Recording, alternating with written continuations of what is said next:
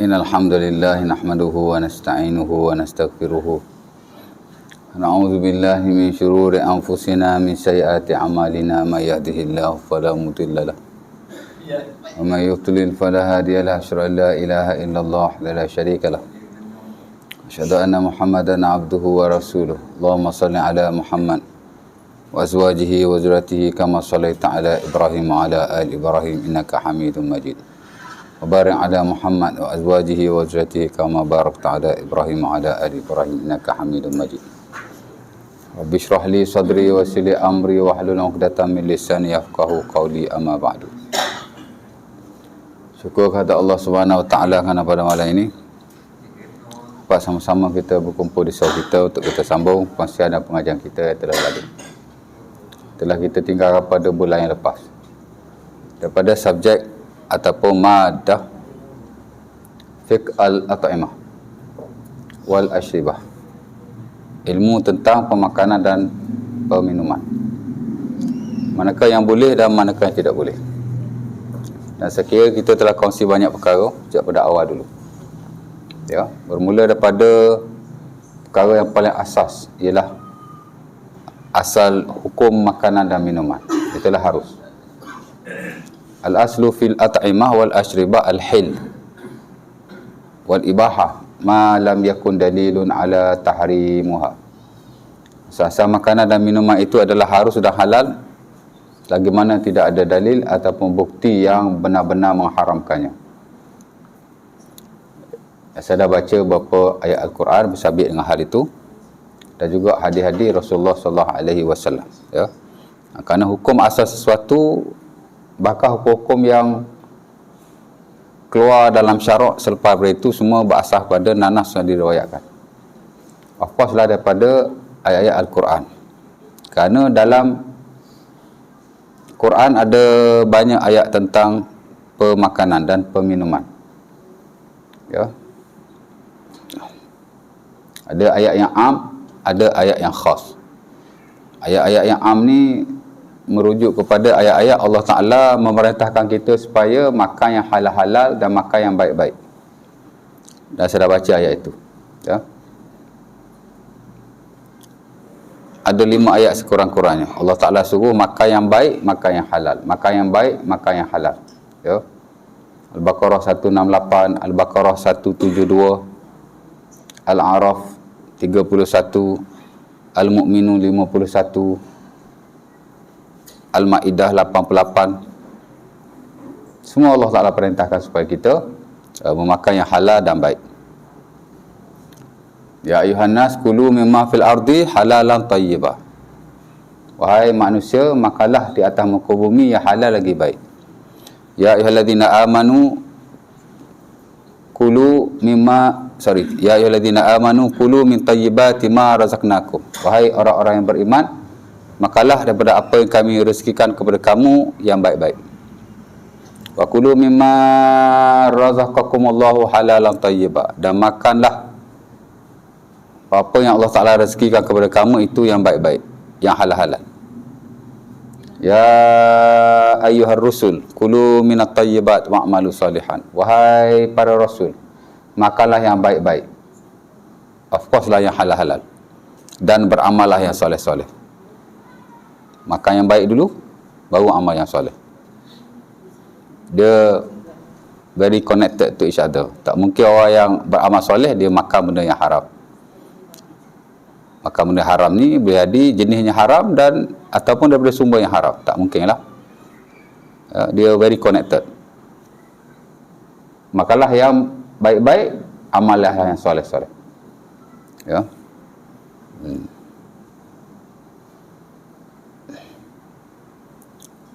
Jadi ada 5 ayat tu kan, saya dah baca one by one tu. Dulu dah baca dah kan. Dan kalau kita lihat dalam Quran, lebih kurang macam perintah solat lah. Perintah solat, aqimus solat wa atuz zakat, aqimus solat wa atuz zakat, aqimus solat wa atuz zakat. Berapa kali Allah Ta'ala sebut dalam Quran? 5 kali juga ya. How many times Allah Subhanahu Wa Ta'ala mention the word of salat ataupun instruction of salat? 5 kali, 5 times. Allah Ta'ala perintah kita sesemayang ni 5 kali. Suruh makan boleh 5 kali juga. Ya. Lepas tu dia tak ada beza. Muamalah ke, ibadah ke. Ya. Pada pandangan syarak dia sama saja. Kerana dia very connected. Sebab itu kita jangan makan yang haram.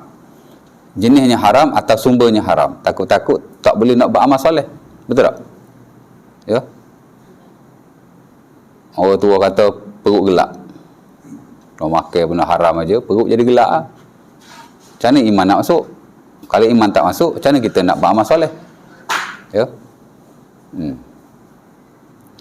Dan kalau kita beramal soleh, lah kadang kita makan benda yang haram, jenisnya atau sumbernya, takut-takut amal kita pula diterima Allah. Ada juga jenis orang suka makan benda haram ni, tapi suruh rajin juga datang. Tapi bukan tempat kita lah, tempat lain lah, ya. Takut-takut Allah Ta'ala tak terima lah. Semayang tak terima, zikir tak terima, baca Quran tak terima. Pasal duk ambil harta orang lain, ya. Duk zoling kat orang lain, duk tipu orang lain. Ada je tuan. Ya. Ambil rasuah. Ada seorang hamba Allah Ta'ala ni, dia jumpa saya, dia kata, saya ni ada seorang saya kenal, dia kata, oi, baguslah dengan pakai jubah dia, dengan standard orang tabligh lah. Tapi kalau nak berurusan dengan dia, minta duit. Ada juga macam tu. Manusia kan, biasa je, tak payah pelik lah. Semayang lain dia kata, duit lain. Ya tak? Duit siapa tak nak? Tengok. Jadi kita tidak boleh ada sentimen atau kepahaman yang begitu. Tak benar sama sekali, ya. Dia kena selari. Dunia pun kena baik. Ibadah kita, khususiah hak kita duk buat, semayang, puasa, baca Quran, zikir pun kena baik juga, ya. Pasal Al-Quran perintah sama-sama.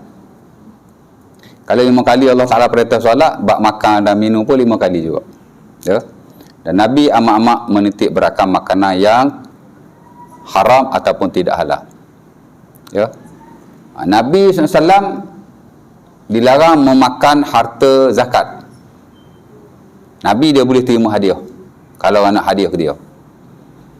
Itu yang Nabi kena racun tu, pasal makan kambing yang dihadiahkan oleh orang Yahudi. Seorang Yahudi ni, perempuan, dia bagi kambing kat Nabi. Dia buat racun, Nabi ambil makan, Nabi tak tahu ada racun. Bila Nabi nak makan, kambing tu bagi tahu Nabi yang dia telah diracun. Pasal dia Nabi kan. Macam mana ni daging kambing boleh bercakap? Tak tahu. Mukjizat lah, ya. Nabi pun tak tahu dalam daging tu ada racun yang bakal atau boleh membunuhnya, ya. Nabi mana dia tahu benda-benda seumpama itu, melainkan kalau Allah Ta'ala wahyukan baru dia tahu. Kalau tidak, dia tak tahu, makan aja kan. Tiba-tiba kambing tu cakap beritahu yang dia telah diracun, Fulan bin si Fulan ataupun Fulanah bintu Fulanah yang racun dia. Alhamdulillah Nabi okey. Tapi masa Nabi sakit meninggal itu, Nabi ada kesan tau daripada racun tu, hingga Nabi kata aku rasa kesan-kesan racun tu. Masa Nabi meninggal tu lah, dekat-dekat nak meninggal tu kan, dia sakit hok las tu, kesan racun tu ada pada badan dia, ya. Dan ini ada dalam nanah yang sahih.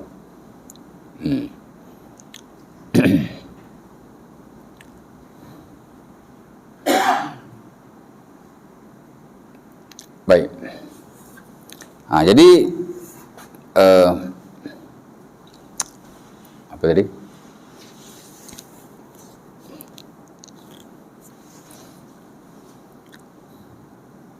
Belum ada racun dia apa? Saya cakap pasal apa? Sejuk sangat aku lupa ni. Sejuk awal ni ada hujan ke? Tak ada kan? Hujan lah? Tak ada hujan hari ni kan? Mana ada hujan hari ni? Ke sini hujan, sana Sungai Buloh tak hujan. Petang tadi dia mendung sikit.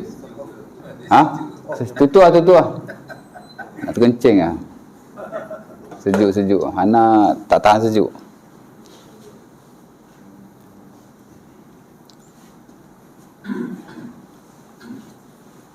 Nak cakap tadi Nabi kan, dia boleh terima hadiah. Dia boleh terima hadiah. Nabi boleh terima hadiah. Orang bagi hadiah dia ambil. Ya. Orang Yahudi bagi tu, makanan bagi, ambil. Ya. Ada sahabat Nabi, orang hadiah daging dia. Dia tanya Nabi, boleh makan tak ni? Ahli kitab ni, boleh makan tak ni? Kan depa sembelih kan tak baca. Kan depa sembelih kan sebut nama Tuhan lain ke apa ke kan? Mana tahu. Ya. Kami tak tahu dia sembelih ni baca bismillah ke tidak. Pasal sembelih ahli kitab, kita boleh makan.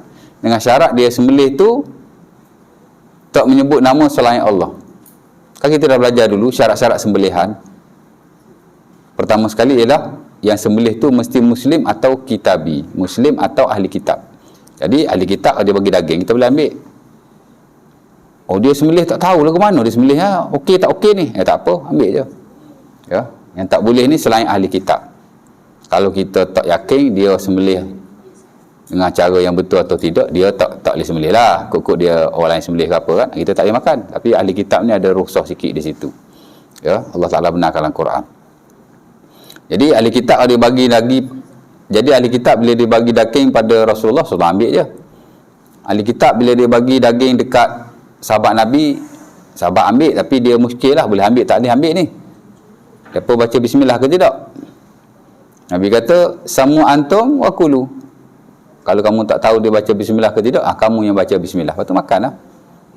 Ya. Makanan ni kalau rigid sangat pun tak boleh. Open sangat pun tak boleh juga. Dia mesti in the middle. Ada hadnya yang boleh kita bertolak ansur, dan ada yang tidak. Ya. Nabi boleh terima sedekah.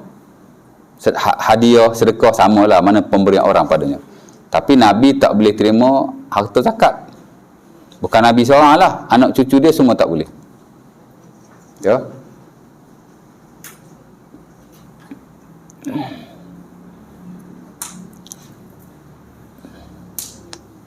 Sebab tu bila cucu dia Hasan atau Husain makan buah taman sedekah, dia suruh muntahkan balik.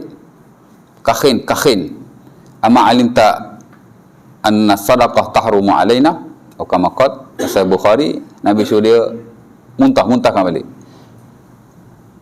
Kamu tak tahu lah kita tak boleh ambil sedekah, yang ni zakat. Sedekah dalam konteks ni zakat lah. Nabi zakat tak boleh ambil.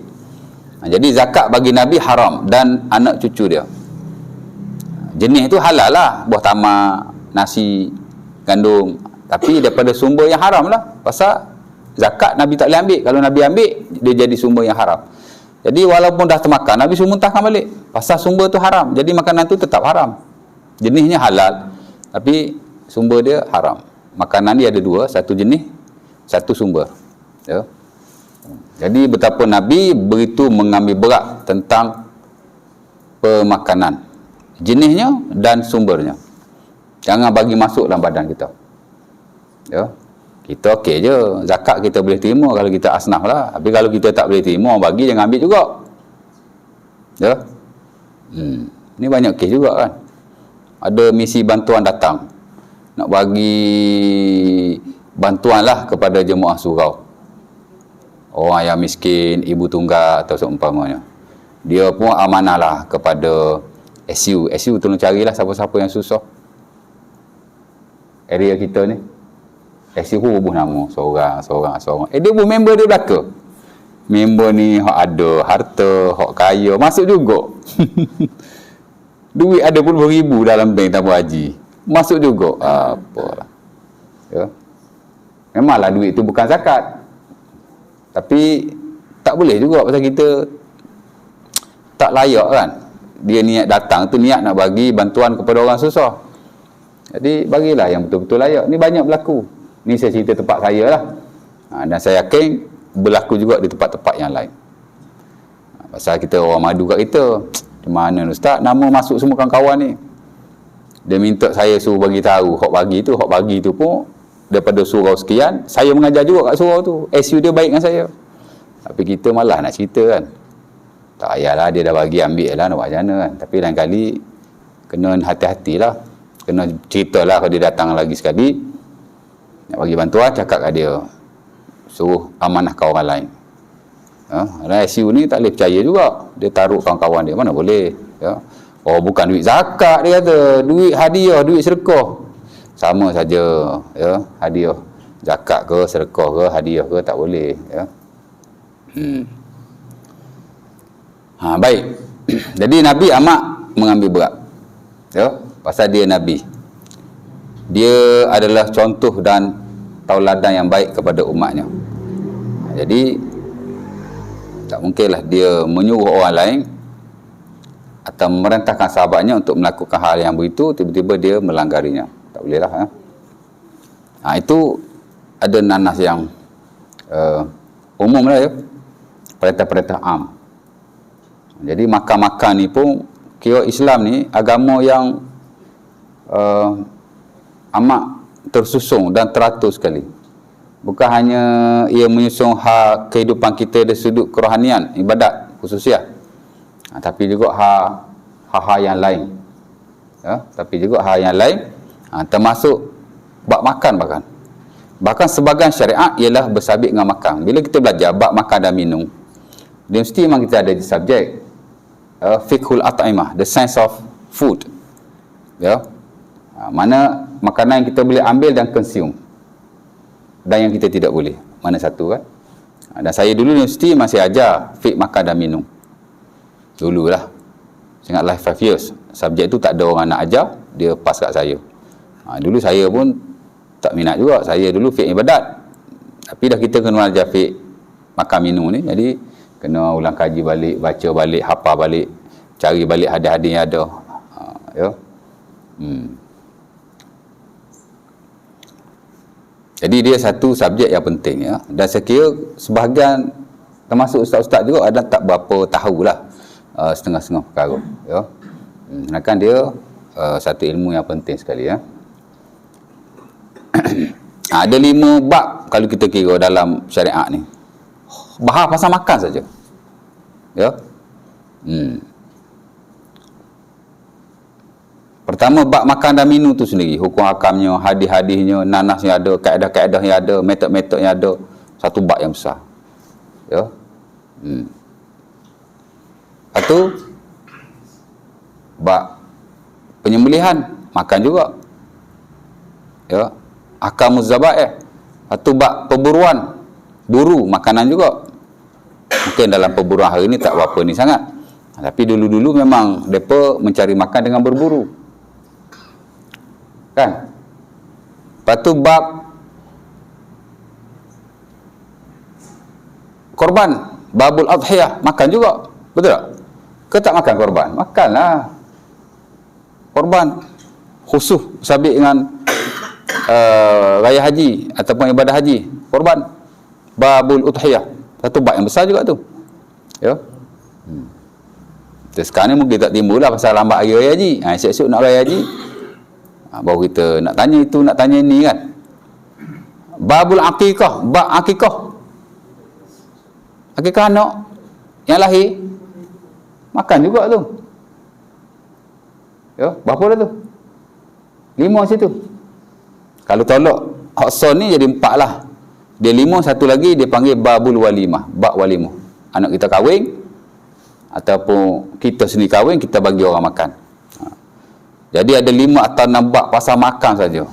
Kalau karang buku tuan boleh berjilid-jilid, hanya membahaskan tentang hukum makan dan minum dalam syarak. Jadi Islam ni dia jaga siapa makan tu, jaga juga.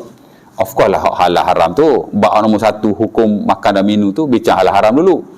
Lain-lain ni selok-selok yang ada dalam syarak, peruntukan-peruntukan yang ada dalam hak haiwan makan dan minum. Hak tu lah korbannya, akikahnya, walimah urusnya, ya.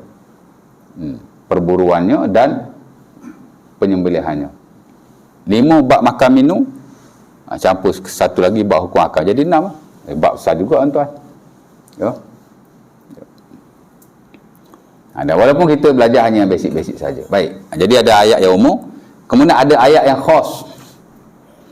Ayat khas ni mungkin tidak banyak, hanya beberapa ayat saja. Pertama ialah surah Al-Ma'idah ayat yang ketiga, yang saya dah baca last kuliah. Nak sambung malam ni lah.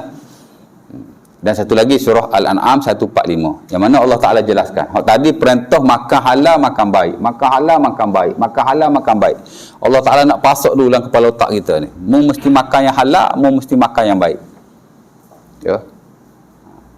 Bila kita dah ada idea dan kefahaman, kita tak boleh consume apa-apa makanan atau minuman melainkan apa yang halal dan baik. Baru kita bincang, apa benda hak tak boleh makan tu? Ya. Apa benda hak tak boleh minum tu? Hatta dalam buku pun dia bincang dulu bab hukum hakam begitu, begini, kaedah begitu, begini. Bab 1, bab 2 yang kita belajar dulu, bab am-am saja tu. Lepas tu masuk bab yang ketiga tu, baru kita belajar apa yang tak boleh dimakan, apa yang tak boleh diminum. Pertama, hak disebut dalam Quran. Last kuliah itu saya dah start dah sebut makanan yang disebut oleh Allah in specific. Ya, food that mentioned by Allah Subhanahu Wa Taala in Quran in specific, yang kita tak boleh ambil atau consume. Surah Al-Maidah ayat ketiga. Allah Taala kata, "Hurrimat alaikumul maitah." Diharamkan ke atas kamu, apa last kuliah hari kita belajar? Bangkai. Hurrimat alaikumul maitah. Diharamkan ke atas kamu bangkai. Yang ini tak boleh makan. Bangkai ni ada dua. Pertama, dia najis. Dan kita belajar bab kedua dulu, antara sebab diharamkan makanan atau minuman ialah kerana dia najis. Apa-apa yang najis, dia haram. Walaupun dalam Quran Allah Ta'ala sebut najis, tak banyak. Salah satu bangkai ni lah. Bangkai sepakat para ulama najis. Dan saya dah sebut apa ciri-ciri bangkai. Haiwan yang mati tanpa sembelihan yang disahkan oleh syarak. Ya. Jika ia haiwan yang halal lah. Tapi kalau haiwan yang tidak halal, sembelih macam mana pun ia tetap tidak sah. Ya. Mati bangkai. Saya dah sebut dulu jenis-jenis bangkai. Yang betul-betul bangkai, ya, haiwan yang mati lah, yang halal, yang tidak halal. Kalau dia mati, bangkai. Ya. Mana saya dah bincang dulu haiwan di laut. Ikan kan. Apa nama lagi yang saya bincang itu? Katak. Betul tak? Tapi bangkai kita dah ada gambaran. Ya. Ulama sepakat bangkai haram dimakan. Sebabnya ialah kerana dia najis. Kerana ulama juga sepakat bangkai adalah najis. Ya, jika kita kata dia bangkai lah, adapun kita was-was, ini bangkai ke tidak? Maka sebagai ulama kata najis, sebagai ulama kata tidak najis. Ya. Macam ikan lah, ikan kan, ikan, darah ikan.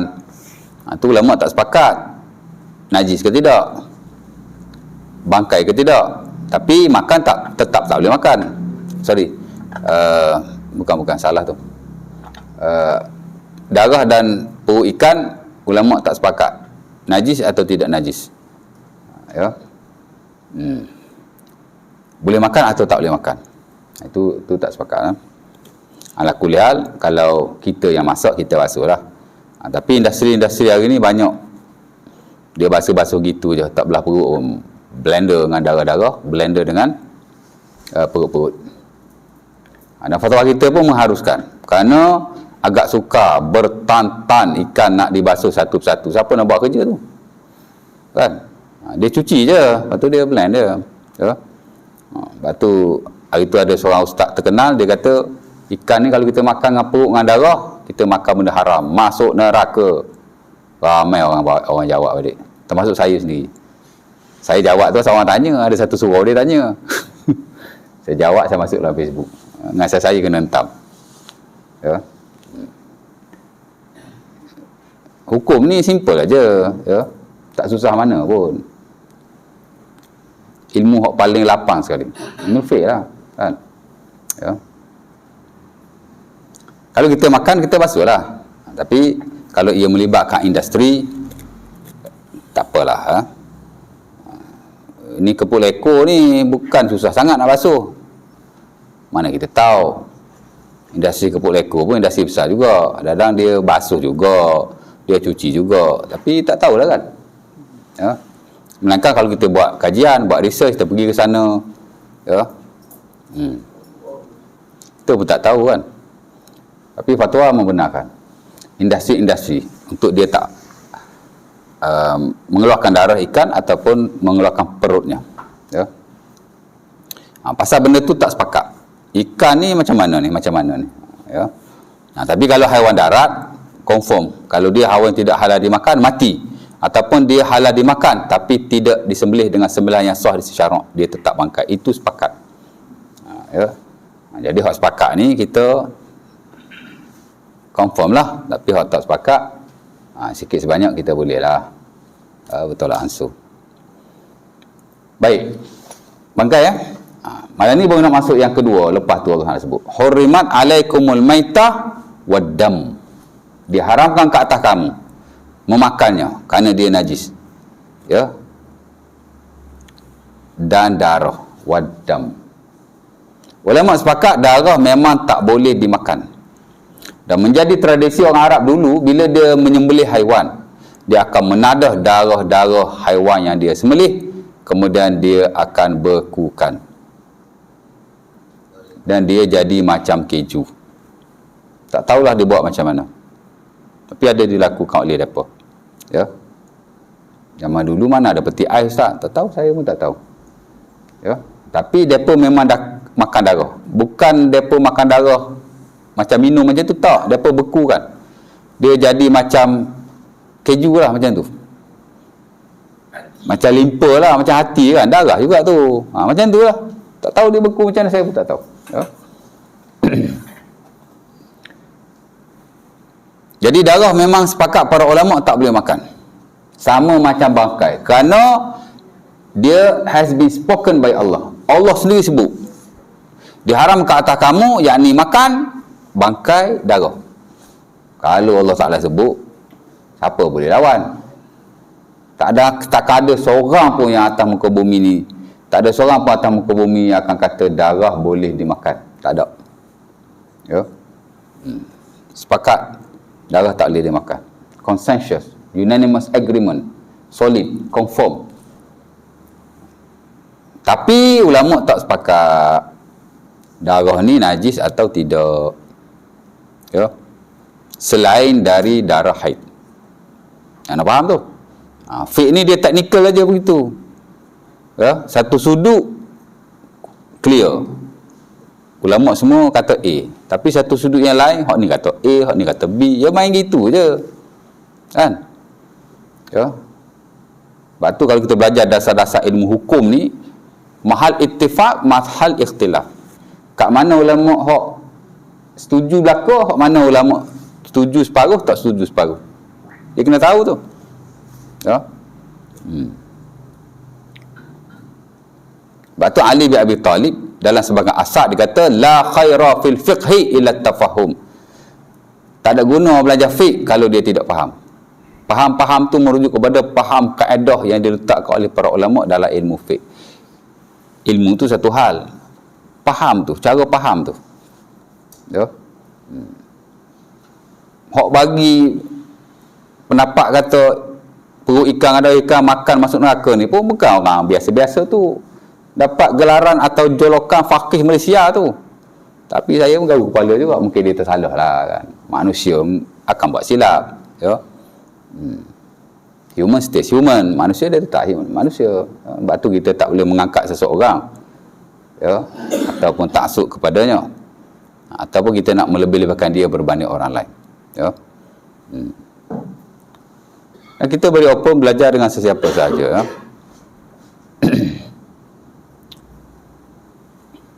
Jadi faham tu penting. Darah sepakat ulama tak boleh makan, tapi dia pun tak sepakat ia najis atau tidak, selain daripada darah haid.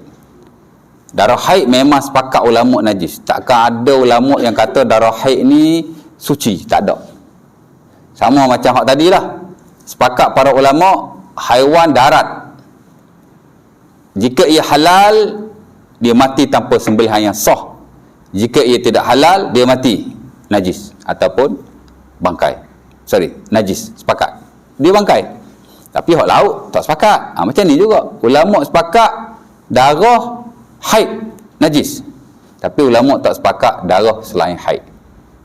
Tapi tetap sepakat tak boleh makan, ya. Kalau hak tadi sepakat bangkai tak boleh makan, tapi hak tak sepakat bangkai tu separuh kata boleh makan, separuh kata tak boleh makan. Dia ada beza sikit, ya. Boleh faham? Tapi darah ni boleh tapi darah ni najis ke tak najis ke, ia tetap tak boleh dimakan. Pasal apa darah haid sepakat ulama najis? Kerana darah haid ni tuan-tuan memang ada nas yang jelas, dan nas tu confirm lah sahih, ada dalam Sahih Bukhari, Sahih Muslim dan kitab sunnah-sunnah yang lain. Hatta dalam fiqh memang ada bab darah. Bila kita bincang bab najis, babun najasat, ya, antara yang disepakati oleh ulama najis ialah darah haid. Pasal ada riwayat yang banyak Nabi suruh basuh dan ia sahih, batu sepakat najis. Adapun darah-darah yang lain tak ada riwayat Nabi suruh basuh. Adalah, tapi kadang tak sahih, kadang sahih tapi tidak soreh, macam-macam PA lah, ya. Tapi darah haid ni very clear. Kalau dah clear, nak khilaf apa lagi, ya. Dalam hadis Abi Daud, Khawlah bintu Yasar, dia jumpa Nabi, dia kata, ya Rasulullah, laisa li saubun illa wahid ahidu fihi wa ana usalli fihi. Faqala an-nabi, ya,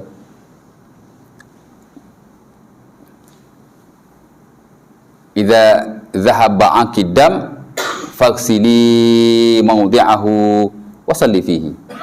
Ya Rasulullah, illam yakhruj asaruhu. Faqala an-nabi yakfiki al-ma' wa la yadurruki asaruhu. Ya.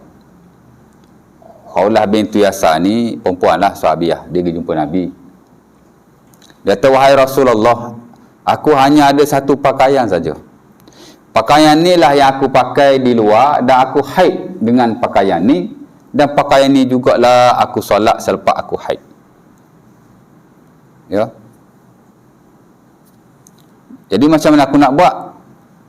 Ya Rasulullah, laisa li illa saubun wahid ahidu fihi. Jadi aku hanya ada satu pakaian, aku haid padanya. Macam mana aku nak buat? Maka Nabi berkata, bila haid kamu sudah habis, basuhlah tempat haid tu kalau terkena lah, basuhlah kalau terkena. Ya. Iksili mawdi' ad-dam, basuh tempat darah tu. Tempat darah tu kalau kena, kalau tak kena nak basuh apa kan. Jadi dia pun kata, kalau aku basuh, kesan dia masih ada, merah-merah tu. Basuh dah, tapi merah tu ada lagi. Mana tahu kan? Ya. Kesan-kesan. Saya tak tahulah, saya tak ada pengalaman kain kena darah ni ada kesan ke tidak. Tapi kalau kena gulai, betul tak? Kalau kena kari ke apa kan, nak baju putih, kalau tak hilang kuning tu, basuh macam mana pun tak hilang. Betul tak? Jadi macam mana ya? Nabi pun kata, yakfikil ma' wala yadurruki asaruhu. Membasuhlah saja dengan air sampai bersih. Kalau ada kesan, maka tidak mengapa. Tengok, dah tak keluar, nak buat apa, macam mana? Ya. Janji basuh. Jadi jelas hadis tu Nabi suruh basuh pakaian yang terkena haid.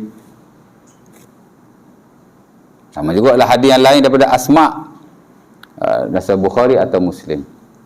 Bukan Asma, Fatimah binti Abu Hubaish, ya. Sama juga hadis Fatimah binti Abu Hubaish, Sahih Bukhari. Sama juga Nabi suruh basuh darah haid.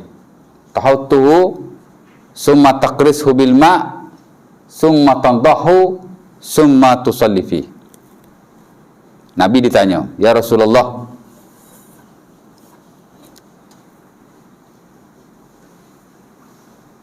macam mana nak basuh kain kalau kena darah haid? Ya. Maka Nabi jawab, kamu gosok dulu dia, mana buang dulu darah tu. Kemudian kamu basuh dengan air. Kemudian kamu siram. Kemudian kamu pakailah. Buang dulu najis tu, basuh, siram. Siram panggil siram panggil apa? Ya. Bersih ya. Jadi memang ada lah Nabi suruh basuh. Jadi tak ada sebab untuk kita nak kata dia bukan najis. Sebab Nabi suruh basuh. Kalau benda tu Nabi tak suruh basuh, kalau benda tu bukan najis, Nabi tak suruh basuh. Nabi suruh basuh tu sebab najis lah tu. Ya. Jadi sepakat ulama. Adapun darah-darah yang lain, majoriti kata najis. Base berdayat ni lah, Allah Ta'ala larang makan darah. Alasan dia kerana dia najis. Allah Ta'ala larang tu kerana najis lah. Zahirnya pun macam najis kan darah kan. Ya. Tapi jika dilihat pada nas-nas yang ada, ia menunjukkan bahawa darah tidak najis. Ya. Ada khilaf lah di situ. Majoriti kata najis, segelintir kata tidak najis. Ya. Sahabat Nabi kena tikam ketika salat. Seumpama hadis diriwayatkan sahih Bukhari daripada Jabir ataupun Sunan Abi Daud. Ada seorang sahabat ni, dia jaga Rasulullah. Tak tahulah dalam satu peperangan ke macam mana ke, tapi dia jaga Nabi. Ya, lepas dia dah jaga, dia pergi semayang. Tengah-tengah dia semayang, datang satu orang kufar, tikam dia dengan tombak. Tak tahulah kena bahagian mana, tapi keluar darah yang banyak. Dia tidak memberhentikan salatnya, dia meneruskan. Ya. Jadi zahirnya macam darah ni tidak membatalkan salat dan tidak najis. Ya. Sama juga salah seorang sahabat Nabi juga dalam Sahih Bukhari atau Muslim, nama dia Ibnu Abi Aufa. Kita kalau belajar bab ibadat, ada beberapa hadis beliau yang kita baca. Ya. Tuan-tuan sembahyang hajat, hadis tentang sembahyang hajat walaupun dia tidak sahih, juga diriwayatkan oleh beliau dalam Sunan Abi Daud, Ibnu Abi Aufa. Dia sahabat yang besar, sahabat yang masyhur, yang meriwayatkan beberapa hadis yang dijadikan hukum, baik ibadat, baik selain ibadat. Ya. Dia pun sama, dia keluar darah yang banyak akibat ditikam atau seumpamanya, tapi dia salat dan tidak memperhentikannya. Sebab itulah Sahih Bukhari, Al-Hasan Al-Basri merekodkan, la zalal muslimuna yusalluna fi jarahatihim. Katanya orang Islam pada zaman dulu solat dalam keadaan luka-luka mereka yang berdarah. Jadi jika dicampur-campur hadis-hadis yang ada, selain pada hadis ni adalah lagi beberapa nas yang lain. Nampak macam darah ni tidak najis. Ya. Ibnu Mas'ud radhiyallahu taala anhu, dia ni jazzar, tukang sembelih. Dia ada sembelih haiwan. Ya, unta ke, kambing ke, sembelih. Baju dia terpecik-pecik darah sembelihannya. Lantas dia solat dan tidak membasuhnya. Dia semayang dulu. Mungkin lepas tu dia basuh ke apa, tak tahulah. Tapi dia semayang dalam keadaan bajunya berpercikan darah haiwan sembelihannya. Kalau ia najis, takkan dia semayang kot. Ya. Jadi sebab tu ada khilaf. Ya. Ala kulli hal, darah ni dia macam kotoran-kotoran yang lain.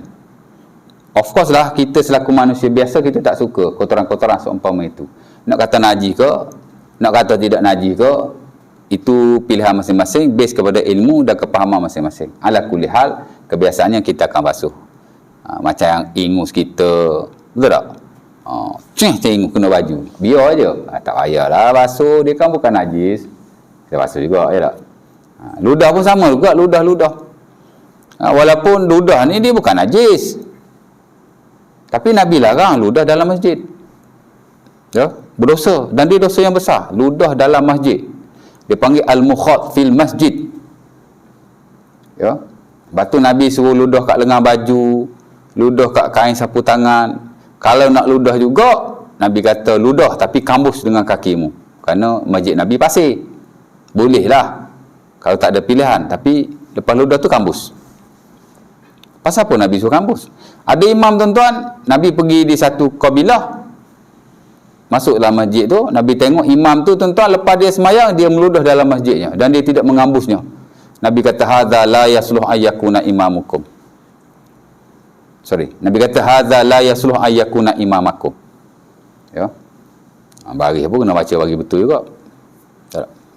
Macam riak ni kan, salah baris pun dapat riak juga.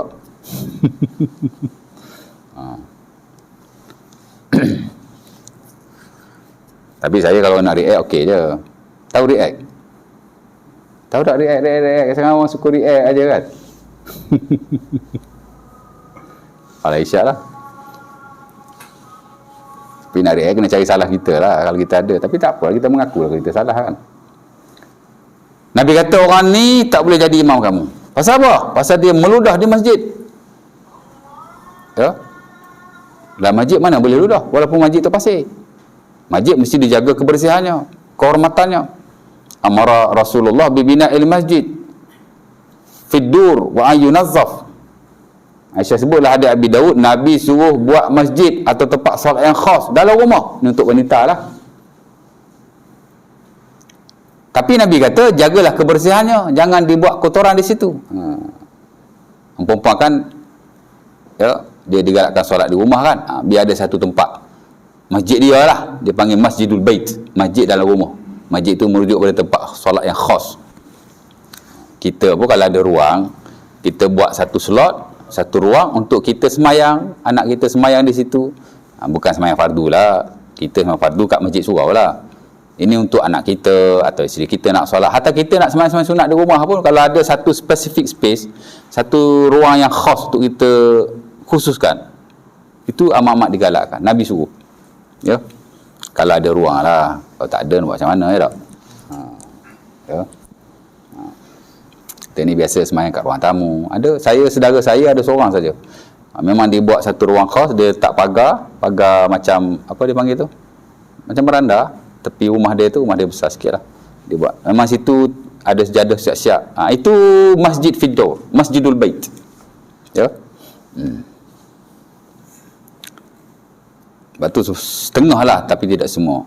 Ulama yang kata perempuan boleh beriktikaf di masjid di rumahnya. Kalau ada tempat yang khas tu lah. Pasal nak jaga kebersihan kat situ, dah tentu kita tak buat benda pelik, kita tak makan di situ, kita tak minum di situ. Of course, budak-budak pun tak main di situ. Betul tak? Itu amat baik lah. Tapi kalau tak ada pun tak apa. Ya. Jadi, Aisyah kata, bila kita dah buat masjid dalam rumah, kita kena jaga kebersihannya. Itu masjid dalam rumah tu. Oh, masjid lain lebih-lebih lagi lah. Masjid ni surau yang tempat kita berhimpun semayang, berjemaah every day. Betul tak? Jadi tak boleh. Ludah najis ke? Air ludah kita ni najis? Najis ke tidak? Tak najis. Tapi ia tetap kotoran. Cuma kotoran ni ada dua. Satu yang najis, satu yang tidak najis. Darah pun kalau dia kata najis, of course lah dia kena basuh. Sementara kalau dia nak solat, terkena pakaian atau seumpamanya. Tapi kalau dia kata tak najis sekalipun, basuh itu lebih baik. Ya. Nampak? Jadi nak faham lah konteks-konteks seumpama itu. Ala kulli hal, darah ni dia tak boleh dimakan lah. Dan sebenarnya darah ni tuan-tuan, antara bab yang ada dalam setiap tajuk dalam buku fiqh.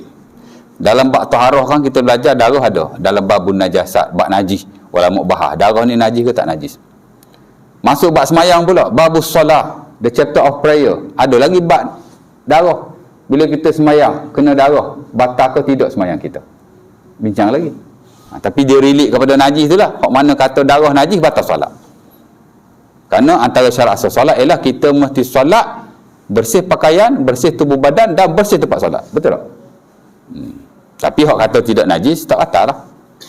Masuk pula bab apa lagi?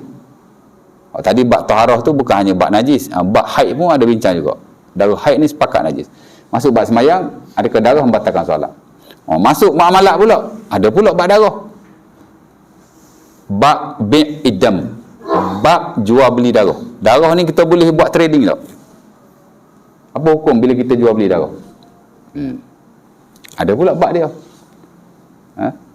Pergi. Bab ni lah, bab makan dan minum. Ada pula bab darah. Di mana Allah Ta'ala melarang kita memakan darah. Ya? Dia najis ke? Dia tak najis ke? Dia batal solat ke? Dia tak batal solat ke? Dia boleh jual ke? Dia tak boleh jual ke? Itu hal lain. Itu dalam bab dan chapter yang separate. Dia tak sama. Ni bab lain. Makan ni very clear. Darah tak boleh dimakan. Kerana dinaskan oleh Allah Subhanahu Wa Ta'ala dalam surah Al-Ma'idah. Ayat berapa tadi? Ayat 3. Dalam surah Al-An'am pun sama, Allah Ta'ala sebut very clear darah.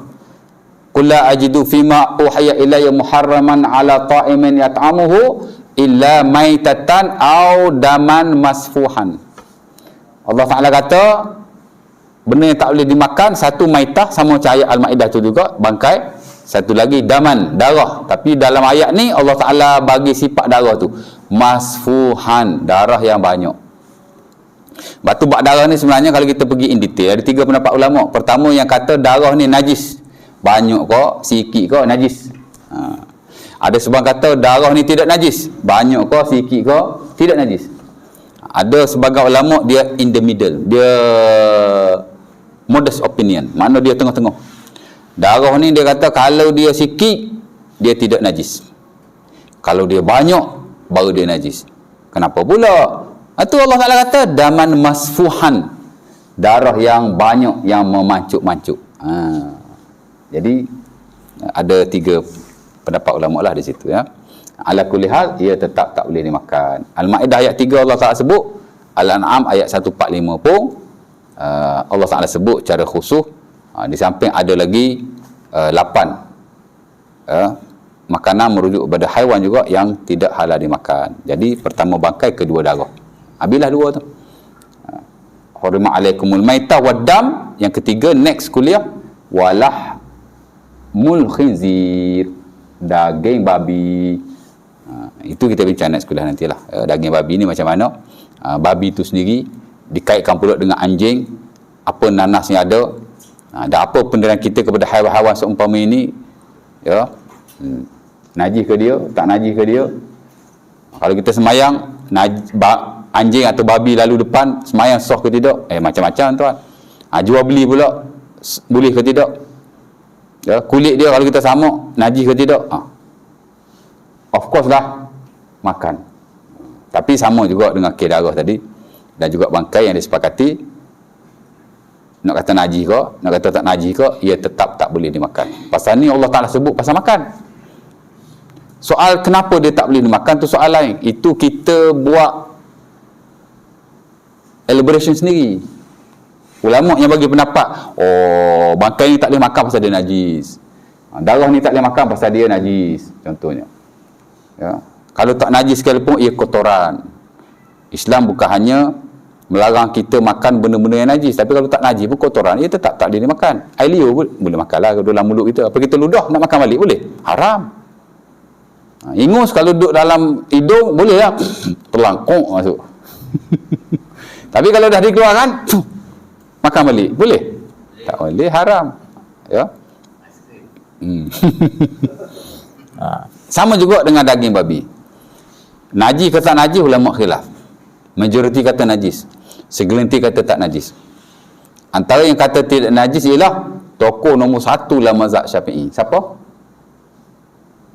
Siapa ulama paling besar sekali dalam mazhab Syafi'i ni?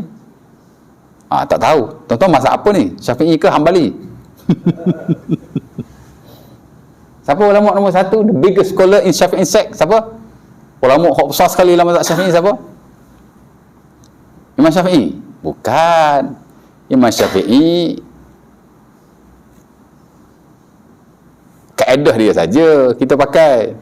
Pendapat dia ada yang tak dipakai pun, ya, ataupun tak dijadikan standard, ya. Tak dijadikan muktamad. Ulama yang paling besar dalam mazhab Syafi'i bukan Imam Syafi'i, ya. Siapa?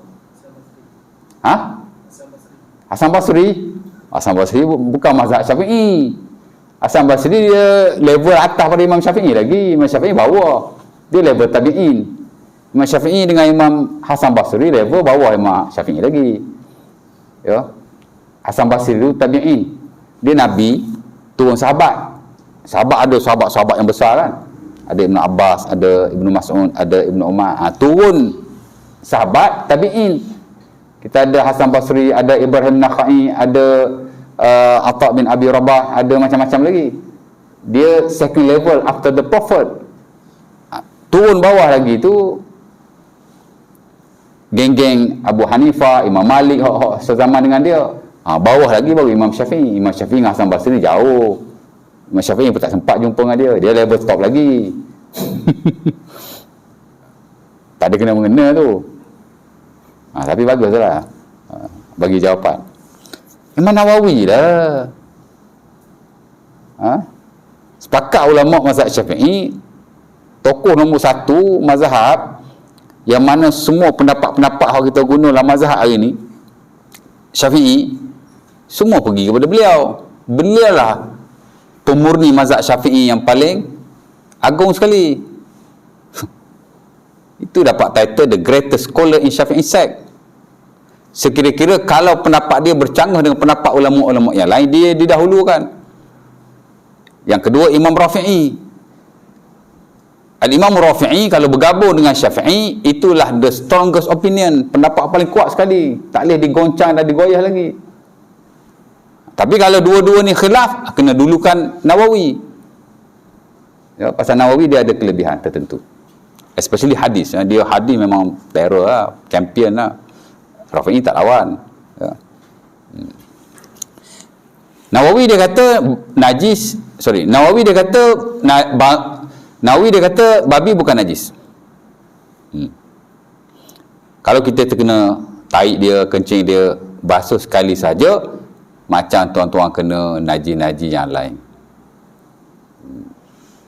Walau bagaimanapun, ada beberapa pendapat beliau yang tidak dimasukkan dalam standard mazhab Syafi'i lah. Ulama-ulama hak terkemudian ni tak setuju. Walaupun kita kata dia number 1, tapi bila disemak, dikaji balik, macam tak strong lah katanya lah.